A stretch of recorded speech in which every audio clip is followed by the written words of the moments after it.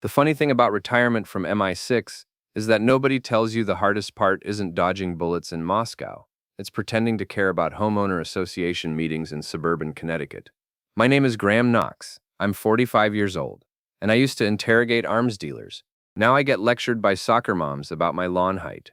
Ugh, Graham, you're not listening again. Isabella's voice cut through my thoughts like a blade through silk. She stood at our kitchen island, perfectly manicured fingers drumming against the marble countertop we definitely couldn't afford. I said Julian thinks we should redo the entire downstairs. Julian. Of course it was Julian. Julian Everett, tech entrepreneur, self-made millionaire, and apparently the expert on everything from wine pairings to interior design. The man who'd been spending an awful lot of time at our house lately, consulting with my wife about aesthetic improvements. Right, I said, not looking up from my coffee. And what does Julian think about the mortgage payments for these improvements? Isabella's laugh was like wind chimes in a hurricane. Pretty, but sharp enough to cut glass. Oh, Graham, you're so practical. That's why I handle the creative decisions. Creative decisions. That's what she called spending money we didn't have on furniture that looked like it belonged in a museum. I'd seen Taliban safe houses with more personality than our living room.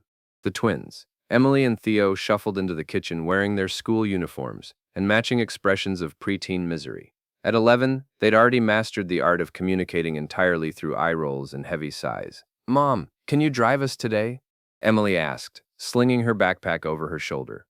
"Dad always plays that weird old music." "It's called classic rock," I said, "and it builds character." "It builds headaches," Theo muttered. Isabella was already shaking her head. "Sorry, babies. Mommy has an important meeting with Julian today. We're finalizing the design plans for his new house." She said it like she was announcing the cure for cancer. I looked up from my coffee. "His new house? I thought you were working on the office building." "Well, yes, but Julian's expanded the project. He wants me to handle his personal residence too. It's a huge opportunity, Graham. This could really launch my career." Career! Isabella had been launching her career in interior design for 3 years now. So far, the only thing she'd successfully launched was our credit card debt into the stratosphere. "That's great," I said, because arguing before 8 a.m. was like trying to defuse a bomb with a hangover. Technically possible, but likely to end badly for everyone involved. "I'll take the kids." After dropping Emily and Theo at school, I drove to my new job at Henderson Security Consulting. The irony wasn't lost on me. After 20 years of actual security work, I was now teaching corporate executives how to avoid getting their laptops stolen at Starbucks. My office was a beige cube that smelled like industrial carpet and broken dreams. The highlight of my day was usually lunch, and even that was just a sad sandwich from the vending machine. This wasn't what I'd imagined when I decided to leave the intelligence world behind. The phone rang around noon. "Isabella. Graham, I need you to pick up the kids today. Julian and I are running late with the measurements." "Measurements? For the master bedroom? It's quite complex." "I'll bet it was." "Sure. What time will you be home?" "Oh, probably not until after dinner. We have so much to cover." The line went dead.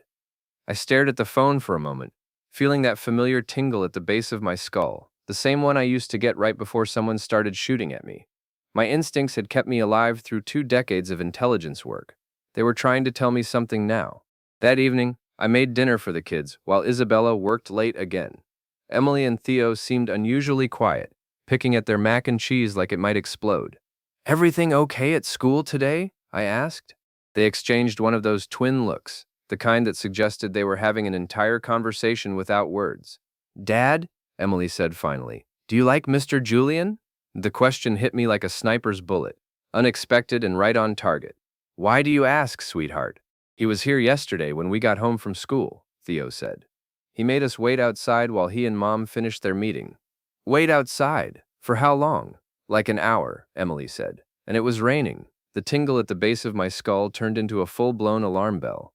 "Did Mom know you were waiting outside?" Another twin look. This one said everything I needed to know. Isabella came home at 10:30, smelling like expensive cologne that definitely wasn't mine. She breezed through the kitchen like she was walking a red carpet, all smiles and energy. "Sorry I'm so late, darling. Julian had the most amazing ideas for the lighting scheme. We got completely carried away with the planning."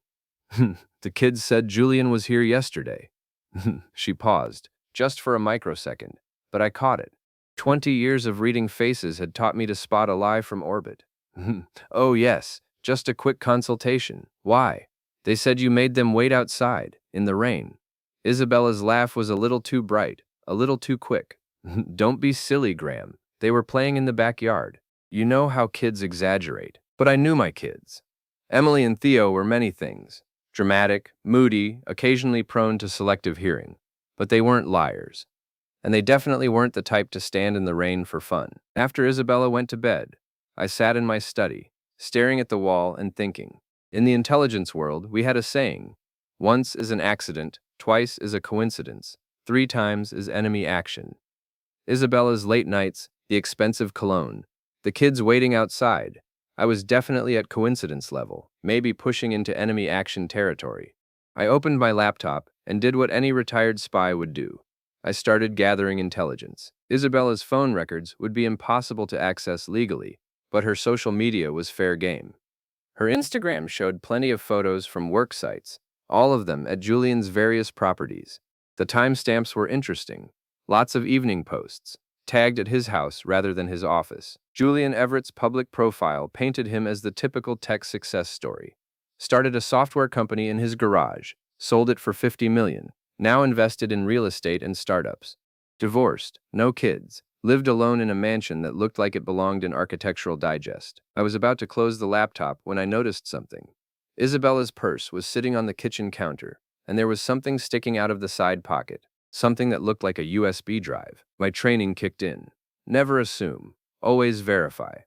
I walked to the kitchen and carefully extracted the drive. It was labeled in Isabella's handwriting, Home Cam, Private, Ninov. The tingle at the base of my skull was now a full-blown klaxon. I'd spent enough time in surveillance to know what home cameras were usually used for, and it wasn't interior design. I held the USB drive up to the light, turning it over in my fingers. Such a small thing. But I'd seen entire governments toppled by information stored on devices just like this one. The smart thing would be to put it back and pretend I'd never seen it. The safe thing would be to trust my wife and assume there was an innocent explanation. But I hadn't survived 20 years in intelligence by doing the smart, safe thing. I plugged the drive into my laptop. The first thing I learned about modern surveillance equipment is that it's gotten really, really good. The footage on Isabella's USB drive was crystal clear, full color, with timestamps and multiple camera angles. Julian's house had more security cameras than most government buildings I'd infiltrated. The second thing I learned is that my wife was a much better actress than I'd given her credit for. I watched 3 hours of footage before I found what I was looking for. The timestamp read 3:47 p.m., 2 days ago, the day Emily and Theo said they'd waited outside in the rain. The camera showed Julian's living room from a high angle. Isabella was there, looking perfectly put together in her designer jeans and silk blouse. Julian was there too, standing close enough to her that I could smell his cologne through the screen. But what made my blood pressure spike was the audio. "The kids are here," Isabella was saying, glancing toward what must have been the front door. "So?" Julian's voice was casual, dismissive. "Let them wait outside. We're not finished." "Meh, it's starting to rain." Julian shrugged. "A little water never killed anyone. Kids are waterproof, right?" And then, this was the part that made me want to put my fist through the laptop screen. Isabella laughed. Not a nervous laugh or an uncomfortable laugh. A genuine, delighted laugh, like Julian had just told the funniest joke in the world. "You're terrible," she said, but she was still smiling. "I'm practical," Julian replied. "We have work to do, important work." The camera showed them moving closer together. Isabella's hand touched Julian's arm. The work they were doing didn't look like interior design. I fast-forwarded through the next hour. My kids were outside in the rain, while my wife was inside doing God knows what with a man who thought 11-year-olds were waterproof. I ejected the USB drive and sat back in my chair, staring at the ceiling. In my old life, this would have been simple. Target identified, threat assessed, action taken. But this wasn't Moscow or Baghdad. This was suburban Connecticut, and the target was my wife. The smart play would be confrontation. Sit Isabella down, show her the footage, demand an explanation. But I'd learned a long time ago that the smart play wasn't always the right play. I thought about Emily and Theo, standing in the rain because Julian couldn't be bothered to let them inside. I thought about Isabella's laugh, bright and careless, and completely without concern for her own children. I thought about 20 years of protecting people who couldn't protect themselves. Then I started planning. The next morning, Isabella was all business and bright smiles over breakfast. I'll be at Julian's again today. We're making such good progress on the master suite. Great, I said, buttering my toast with the same precision I used to use for loading ammunition. What time should I pick up the kids? Oh, probably around 4. We have a lot of ground to cover. 4 o'clock. That gave me 6 hours to do some reconnaissance. After dropping Emily and Theo at school, I drove to Julian's neighborhood instead of going to work. His house was in one of those gated communities where the lawns looked like golf courses, and the mailboxes cost more than most people's cars. I parked across the street and watched. Isabella's car was already in the driveway, parked next to Julian's BMW like they belonged together. At 11:30, a black SUV pulled up behind Julian's car. The driver was a big guy in a suit, the kind of big that comes from military training and protein shakes.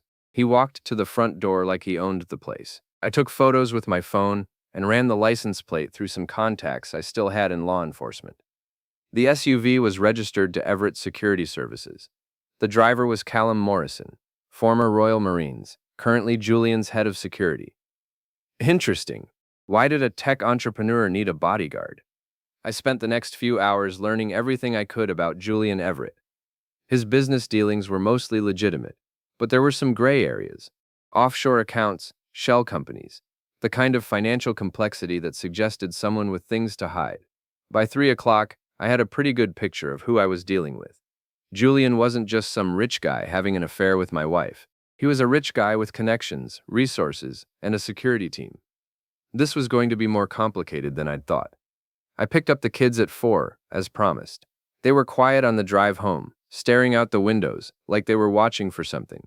"Dad," Emily said as we pulled into our driveway. "Is Mom going to be late again?" "Probably, sweetheart. Why?" "Just wondering." But I could tell there was more to it.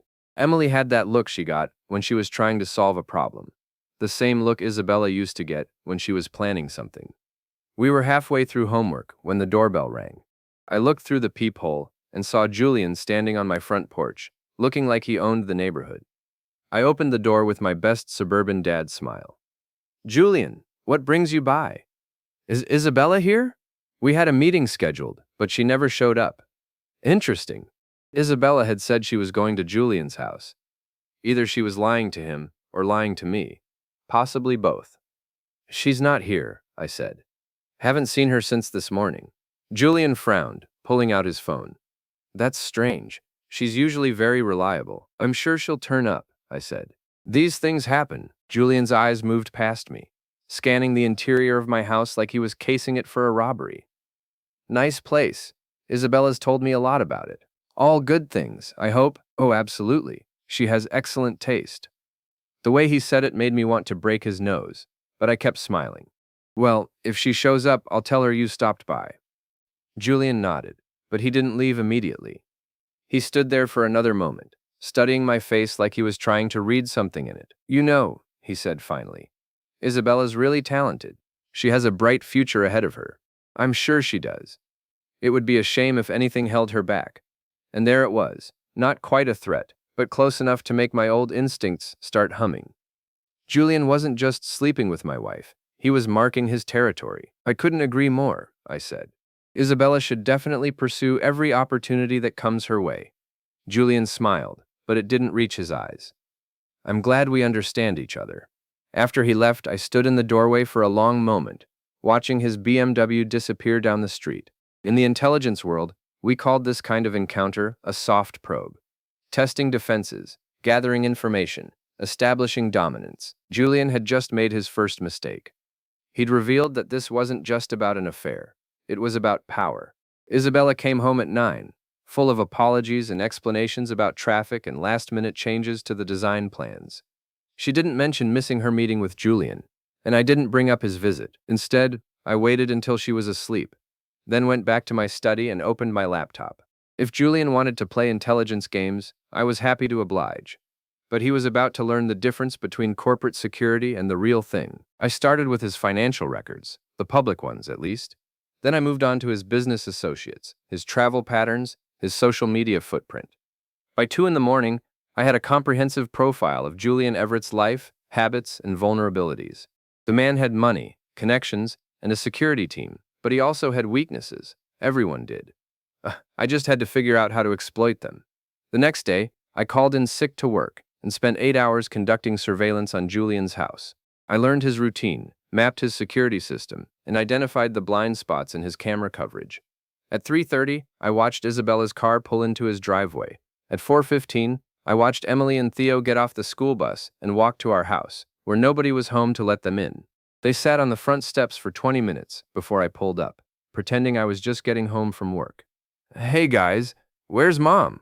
"Working," Theo said, in the tone of voice usually reserved for discussing root canals. "At Mr. Julian's house," Emily added. "Again." I looked at my kids. Really looked at them. They were tired, frustrated, and starting to understand that something was wrong with their family. They deserved better than this. We all did. That night, after Isabella came home with another round of apologies and explanations, I made my decision. Julian Everett wanted to play games with my family. He thought he could use my wife, ignore my children, and intimidate me. He was about to learn why that was a very bad idea. The thing about being married to someone for 15 years is that you learn their patterns. Isabella always showered when she got home from Julian's house. Long, hot showers with expensive soap, like she was washing something off. She always checked her phone obsessively, typing messages with the kind of secretive smile that used to be reserved for me. And she always left her purse in the kitchen while she was upstairs, which made it very easy to borrow her keys. I had Julian's house mapped out from 3 days of surveillance. Security cameras covered the front and back entrances, but there was a service door on the east side that was only visible from one angle. More importantly, I'd observed the cleaning crew's schedule. They came every Tuesday at 6 a.m., which meant the alarm system would be disarmed. It was Thursday. I had 5 days to prepare. I spent Friday researching Julian's security system. Everett Security Services used military-grade equipment, motion sensors, infrared cameras, pressure plates under the windows. Impressive, but not impenetrable. Every system had back doors, and I'd spent enough time breaking into secure facilities to know how to find them. Saturday morning, Isabella announced she was going shopping with her mother, Miriam. This was perfect. It gave me access to the house and guaranteed I wouldn't be interrupted. I set up my laptop in the garage and got to work. Julian's home network was surprisingly easy to penetrate. For a man who made his fortune in technology, he had terrible digital security. His Wi-Fi password was his birthday, and his security system was connected to the same network as his smart TV. Within 2 hours, I had access to every camera in his house. The footage was educational. Isabella and Julian weren't just having an affair. They were documenting it. There were dozens of videos, stored on Julian's personal server like trophies. Some were recent, but others went back months, maybe even a year. I'd been the last to know about my own marriage falling apart. But what really caught my attention were the other videos. Julian had cameras everywhere, and he wasn't shy about using them. There were recordings of business meetings, private conversations, personal moments that his guests probably didn't know were being filmed. Julian Everett wasn't just rich and entitled.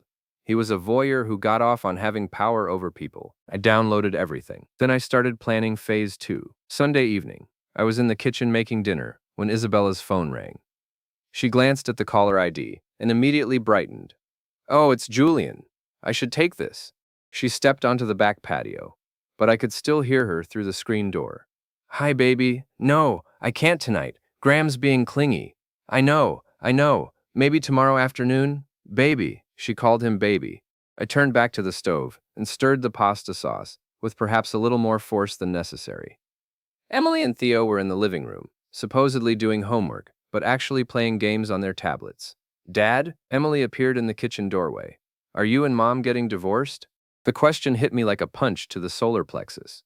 "Why would you ask that, sweetheart?" "Because Mom's always gone, and when she is here, you guys don't talk to each other. And yesterday, Jessica's mom asked me if everything was okay at home." Jessica's mom. The neighborhood gossip network was already picking up on the cracks in our marriage. In a community like ours, that was almost worse than the affair itself. "Your mom and I are working through some things," I said, which was technically true. "But whatever happens, you and Theo are the most important thing in the world to us." Emily nodded, but she didn't look convinced. At 11, she was old enough to know when adults were lying to her. Isabella came back inside, all smiles and energy. Sorry about that. Julian had a question about the color scheme. At 8 o'clock on Sunday night, he's very detail-oriented. I'll bet he was. Monday morning, I called in sick again and drove to Julian's neighborhood. This time, I wasn't there for surveillance. I was there for direct action. I parked 3 blocks away and walked to his house through the wooded area behind the development. The service door was exactly where I'd expected it to be, and the lock was a standard deadbolt that took me about 30 seconds to pick. Julian's house was even more impressive from the inside. All marble and hardwood and furniture that probably cost more than I made in a year. But I wasn't there for the tour. I made my way to his home office, a massive room with floor-to-ceiling windows and enough computer equipment to run a small corporation. His main server was in a closet behind his desk, humming quietly in its climate-controlled environment. I plugged in my USB drive and started copying files. Financial records, business correspondence, personal documents, everything I could get my hands on. If Julian wanted to play power games, I was going to make sure I had all the ammunition I needed. While the files were copying, I took a look around the office. The walls were covered with photos of Julian shaking hands with politicians, celebrities, business leaders. There was a whole section dedicated to his military contracts. Apparently, Everett Security Services did more than just protect rich guys from their paranoid fantasies. On his desk was a framed photo of Isabella, taken at some fancy restaurant I didn't recognize. She was laughing at something off camera, her face bright with genuine happiness. It was the way she used to look at me. I pocketed the photo. The file transfer finished just as I heard a car pulling into the driveway. I checked the security monitor. Isabella's Honda, arriving 3 hours early. I had about 30 seconds before she came through the front door. I yanked out the USB drive, closed the closet, and headed for the service door. But as I reached the hallway, I heard voices from the front of the house. Told you I couldn't get away until this afternoon, Isabella was saying. I missed you. Julian's voice, closer than I'd expected. I pressed myself against the wall and listened to them move toward the living room. They were between me and the service door. I was trapped. The kids are at school? Julian asked. Until 3:30. We have plenty of time. I heard the sound of a wine bottle being opened, glasses clinking, Isabella's laugh. They were settling in for a long afternoon. I made my way back to Julian's office and looked for another exit. The windows were large enough, but they were also wired into the alarm system. Opening one would trigger every sensor in the house, unless I disabled the system first. I went back to Julian's computer and accessed the security panel. It took me 5 minutes to figure out the interface, but once I did, it was simple enough to create a 30-second window where the window sensors would be offline. I opened the office window and climbed out into the garden, landing in a flower bed that probably cost more than my car. Then I made my way back through the woods to where I'd parked, my heart pounding like I was 25 again, and running from hostile forces in some third-world country. But I had what I'd come for. Julian's files, his secrets, his vulnerabilities. Now it was time to put them to use. That evening, Isabella came home glowing with satisfaction and smelling like Julian's cologne. She kissed me on the cheek like nothing had happened, like she hadn't spent the afternoon in another man's bed. How was work? She asked. Productive, I said. Very productive. After she went upstairs to take her ritual shower, I sat in my study and reviewed the files I'd stolen. Julian's financial records showed some interesting patterns. Payments to offshore accounts, shell companies with no apparent business purpose, contracts with organizations that didn't seem to exist. But the real treasure was in his personal correspondence, emails with business partners that revealed the less savory aspects of his operations, text messages with other women that showed Isabella wasn't his only extramarital interest, and most importantly, a series of documents that suggested Julian's security company was involved in some very questionable activities. I had enough information to destroy Julian Everett's life 10 times over. The question was how to use it. I could go to the police, but adultery wasn't a crime, and the evidence I'd gathered wouldn't be admissible in court. I could confront Isabella directly, but that would just lead to denials, excuses, and probably divorce proceedings that would leave me broke and alienated from my children. Or I could do what I'd been trained to do, neutralize the threat using superior intelligence and tactical precision. I opened a new document on my laptop and started typing. Phase 1, Intelligence Gathering, complete. Phase 2, Asset denial in progress. Phase 3. Target elimination pending. In the intelligence world, target elimination didn't always mean what civilians thought it meant. Sometimes the most effective way to eliminate a target was to make them eliminate themselves. Julian Everett thought he was untouchable. He thought his money and connections made him invulnerable. He was about to learn the difference between corporate security and real operational experience. I spent the next 3 hours planning his downfall. The beauty of a well-executed intelligence operation is that the target never sees it coming. They go about their daily routine, confident in their security measures, unaware that every move they make is being watched, analyzed, and turned against them. Julian Everett was about to get a master class in operational security. Tuesday morning, I actually went to work, partly to maintain my cover, but mostly to use the office resources for Phase 2 of my operation. Henderson Security Consulting might have been a boring corporate job, but it did give me access to some useful databases. I spent my lunch break researching Julian's business associates, looking for pressure points and potential allies. His company, Everett Security Services, had contracts with several major corporations, but also some government agencies that preferred to keep their relationships quiet. More interesting were his personal connections. Julian moved in wealthy social circles, the kind where reputation was everything and scandal was social death. These people had invested millions with him, trusted him with their security, invited him into their homes and private clubs. They wouldn't appreciate learning that their golden boy was a voyeur who recorded private conversations and stored the footage like blackmail material. I made a list of 20 key contacts and started crafting personalized messages. Wednesday afternoon, while Isabella was at her design meeting, I put Phase 2 into action. I created an anonymous email account and began sending carefully edited video clips to Julian's business partners and social contacts. Nothing explicit. I wasn't interested in revenge porn, but plenty of footage showing Julian recording private conversations, bragging about his ability to manipulate clients, and making disparaging comments about the same people who trusted him with their security. I included a simple message with each video. Thought you should know who you're really dealing with, a concerned friend. By Thursday morning, Julian's phone was ringing constantly.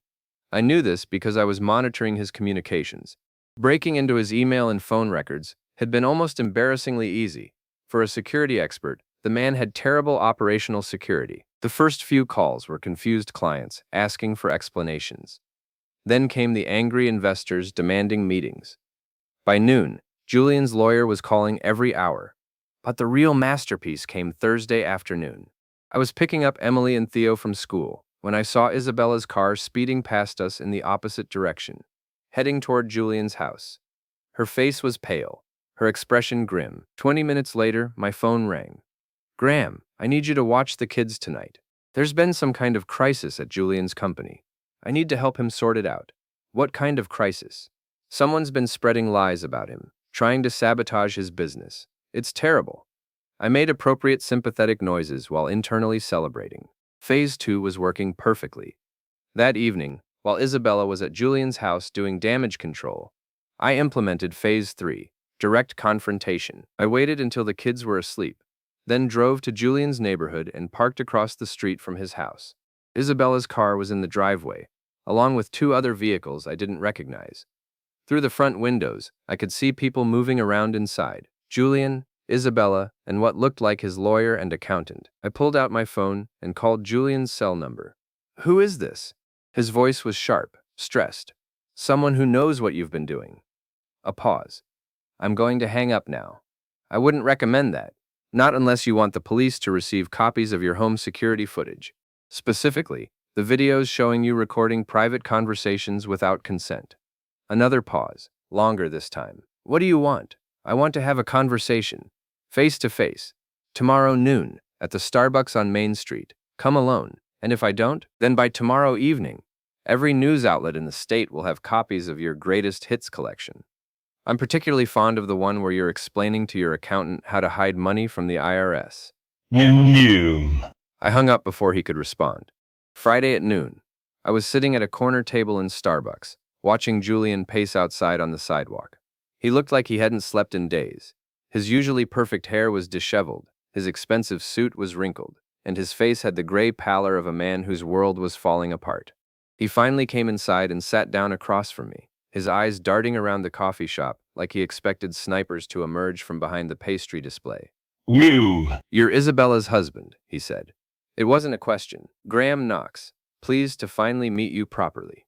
Julian leaned forward, lowering his voice. Look, I don't know what you think you know. I know you've been sleeping with my wife for over a year. I know you record private conversations in your house without telling your guests. I know you have offshore accounts that the IRS would find very interesting. And I know that yesterday, you made my children wait outside in the rain because you couldn't be bothered to let them into your house. Julian's face went white. I can explain. I'm sure you can. But I'm not interested in explanations. I'm interested in solutions. What kind of solutions? I pulled out my phone and showed him a video, security footage from his own cameras, showing Isabella laughing while Emily and Theo stood outside in the rain. The kind that ensure my children never have to deal with you again. Julian stared at the screen, his jaw working silently. Finally, he looked up at me. What do you want? I want you to end your relationship with my wife. Immediately. No contact, no meetings, no phone calls. You're going to tell her that you've decided to use a different interior designer. If I do that, Then the videos I sent to your business partners will be